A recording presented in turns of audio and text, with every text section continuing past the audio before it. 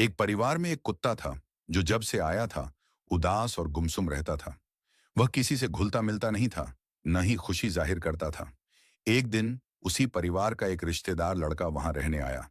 जैसे ही कुत्ते ने उसे देखा, उसकी उदासी दूर हो गई। वह पूंछ हिलाते हुए उसके पास आ गया और उसके साथ घुल मिल गया। रात हुई, सब सो गए। कुत्ता भी उसी लड़के के पास सो गया। रात में लड़के को सपना आया। उसके पिता जो कुछ साल पहले गुजर चुके थे, उसे दिखे। उन्होंने कहा, बेटा, जिस घर में तुम ठहरे हो, मैंने उनसे जीवन में एक बड़ा कर्ज लिया था, लेकिन उसे चुकाने से पहले ही मेरी मृत्यु हो गई। मैं इस कर्ज को चुकाने के लिए इस घर में कुत्ता बनकर जन्मा हूं। यदि तुम मेरा कर्ज चुका दो, तो मुझे इस योनि से मुक्ति मिल जाएगी।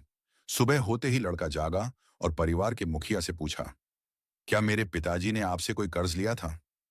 परिवार का मुखिया मुस्कुराया और बोला, तुम्हारे पिता मेरे दोस्त थे। उनका दिया हुआ साथ ही मेरे लिए सब कुछ था। अब वे इस दुनिया में नहीं हैं, तो मैं कोई कर्ज नहीं मांग सकता।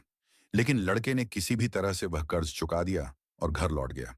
अगले ही दिन वह कुत्ता मर गया। वह इस बंधन से मुक्त हो गया। यह कहानी पुनर्जन्म, कर्म और आत्मा की मुक्ति की अवधारणा को दर्शाती है, जिसमें प्रेम, करुणा और रण मुक्ति का महत्व झलकता है।